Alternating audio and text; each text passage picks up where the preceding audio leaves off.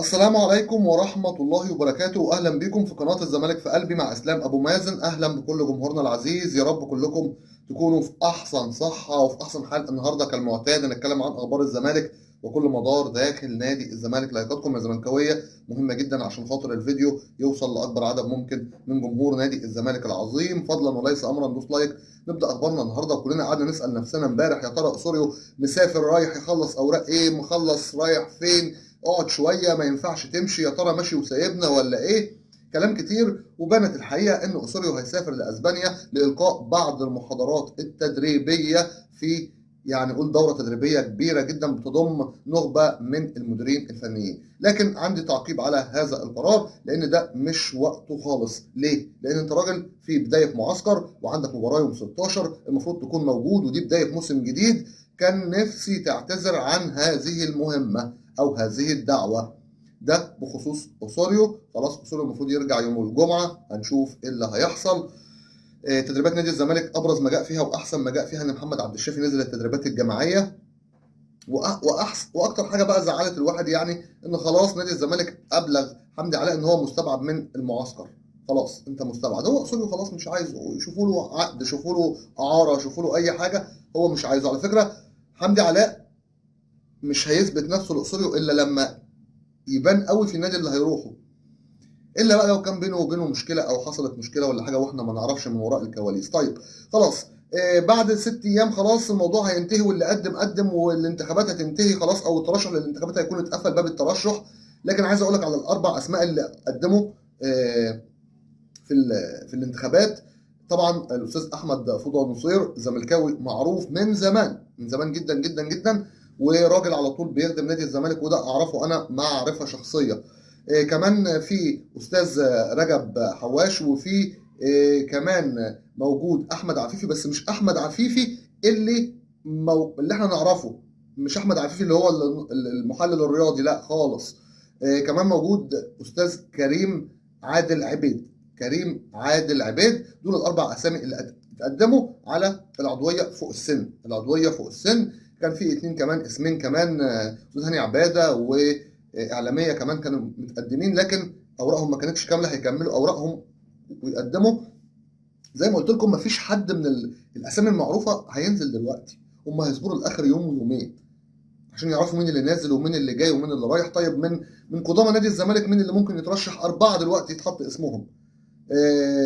كابتن فاروق جعفر، وكمان ما تنساش كابتن ايمن يونس، كمان كابتن هشام يكن، و كابتن حسين السيد. دول الاربعه اللي اساميهم محطوطه، اللي ممكن 2 منهم او 3 يخشوا على في الانتخابات.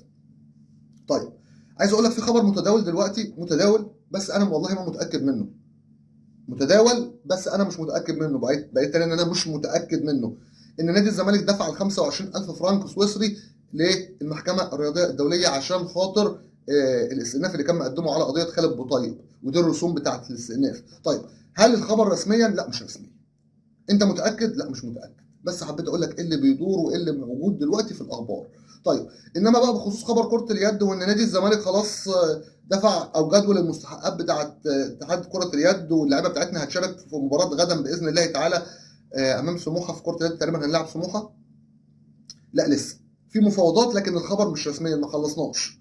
في مفاوضات، في كلام، لكن ده كله هتبقى على موضوع الفلوس. هتديني كام؟ هتجدول كام؟ هتعمل ايه؟ ده اللي متوقف عليه الموضوع. ايه تاني برضو معانا في الاخبار؟ وهتوحشنا يا بن شرقي، وبنتمنى لك رحله سعيده، رحله جديده، بنتمنى لك مزيد من التالق.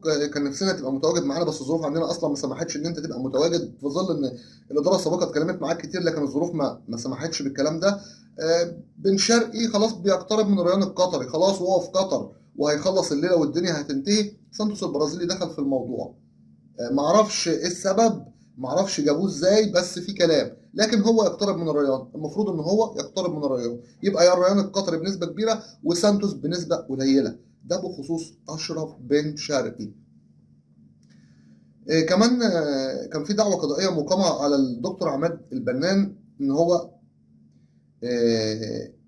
يتشال، او ان هو يترفض تعيينه داخل نادي الزمالك مدير تنفيذي، لكن الدعوه اترفضت. الدعوه اترفضت وهو مكمل زي ما هو الى ان تتم انتخابات نادي الزمالك.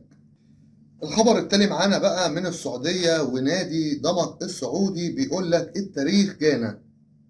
قصده على طارق حامد. رسميا طارق حامد ينضم الى ضمك السعودي. ضمك السعودي تعاقد مع طارق حامد لمده موسمين. خلاص كده طارق حامد 34 سنه، هيخلص على 36 اظن. دي اخر مسيره طارق حامد في الملاعب الكرويه خلاص. ضمك السعودي لعب 4 مباريات، كسب مباراه واحده، يحتل المركز ال 15 في الدوري السعودي.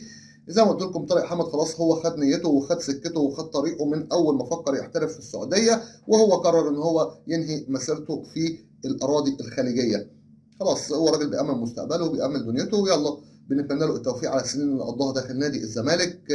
يمكن كنا محتاجينه في فتره من الفترات، بس هو قرر الاحتراف، وربنا يوفق كل واحد مش بيأذي نادي الزمالك، مش بيجي على مصلحه نادي الزمالك. بس ايه تاني معانا في الاخبار؟ و كان في لاعب كنت صراحه انا واحد من الناس كنت بتمنى انه يتواجد داخل نادي الزمالك بجد والله، بس وفي القيد والظروف وحاجه يعني بتتعب. مصطفى العش لاعب نادي غزل المحله، كان يقترب جدا من النادي المصري، لكن الظاهر نادي زد دخل بتقله برضه يا جماعه. راس ماليين جامدين جدا في الدوري المصري بتاعنا السنه دي. نادي زد تعاقد مع مصطفى العش لاعب نادي غزل المحله لمده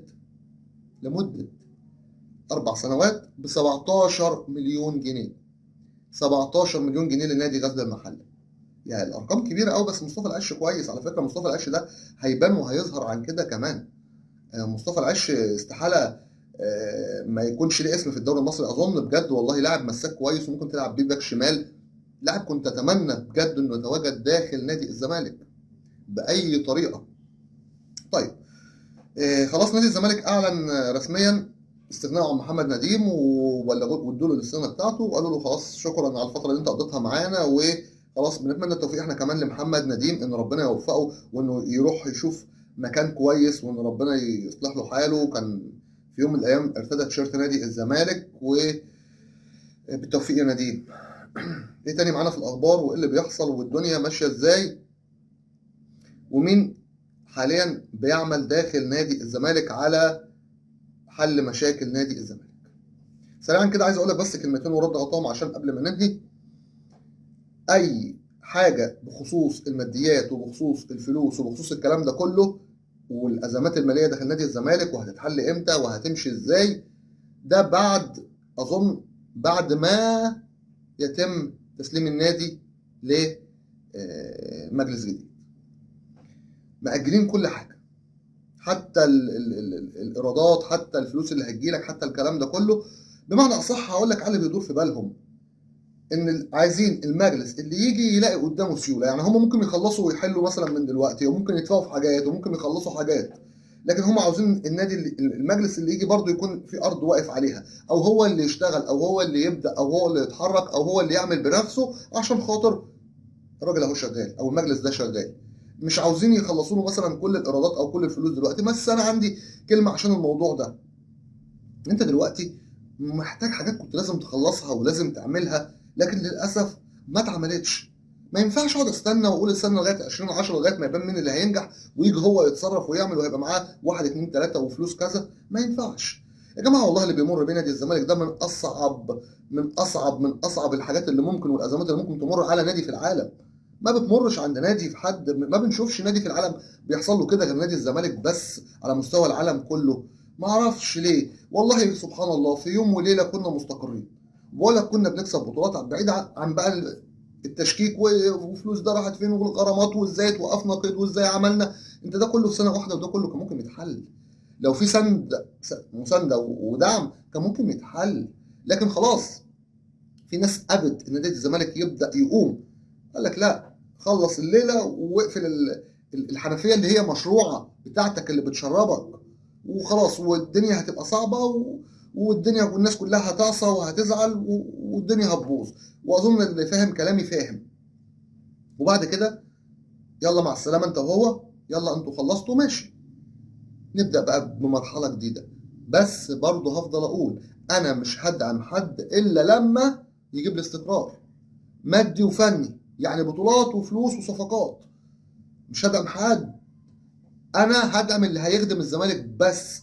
مش هدعمك عشان مجرد ان انت رئيس النادي بتاعي، لا، انا بدعمك عشان انت شغال صح لنادي الزمالك بتاعي. والله هتشتغل صح انت فوق الراس، وهتلاقي مننا كل الدعم. لان انا شفت قبل كده بطولات، وشفت حاجات كانت غايبه عني بقالها سنين. فانت دورك وانت جاي تسند وتدعم نادي الزمالك، ده الدور اللي جاي. قلنا قبل كده اللي يجي مش هيجي يتصور، ولا هيتكتب في البطاقه بتاعته رئيس نادي الزمالك، ولا في الكارنيه بتاعه رئيس نادي الزمالك. العمليه مش عمليه ان انا سوري في اللفظ يعني مش هتمنظر، لا، انا جاي عشان اشتغل، انا جاي عشان اعمل داخل نادي الزمالك. غير كده الشكليات اللي احنا عارفينها والبرستيج واللقطه والصوره والكلام ده لا، مش عايزينه، مش عندنا جمهور الزمالك مش هيقبله. يا رب الفترة اللي جاية تعدي على خير. والله ما زلت بقول كنا في استقرار، هل حد ممكن يجيب لي استقرار أكتر من كده وبطولات أكتر من كده؟ ما زلت هفضل أسأله طول العمر، لأني مش هقدر أنسى البطولات اللي أخدتها، لأني أصلا ما كنتش شفتها قبل كده بالطريقة دي، وأنا كنت ند على الساحة سواء في البطولات أو حتى الصفقات. عشان الزمالك حب في قلبنا هندعم نادي الزمالك، مش هنتخلى أبدا عن نادي الزمالك، ودائما وأبدا في ظهر نادي الزمالك إلى أن ينتهي بنا العمر. بطلب طلبين من الجمهور العظيم: كل يتوحد على قلب رجل واحد واجتمع على قلب رجل واحد، بلاش تبقوا متفرقين. والله بلاقي بوستات واحد داخل يشتم يقول لك ايه الهلاء والكلاء، كلام شتايم كده، اللي بيدعموا مرتضى منصور، ويروح واحد تاني يقول لك اللي عملوا مرتضى منصور ويروح شاتم هو كابتن. كده عمرنا ما هنبقى سوا، كلنا احنا الخسرانين. احنا ما تدوش لحد فرصه يدخل بينا، ما زلت بحذر، ده احنا في اواخر التحذير. تاني حاجه بنطالب الجمعيه العموميه انها تختار من يصلح. انتم نادي الزمالك، واختيارات وانتخابات نادي الزمالك امانه في ايديكم انتم. عشان الزمالك حب في قلبنا، اترككم في رعايه الله وامنه وحفظه، ولكم مني خالص حبي وتقديري واحترامي، وان شاء الله قدم افضل. عشان الزمالك حب في قلبنا، والسلام عليكم ورحمه الله وبركاته.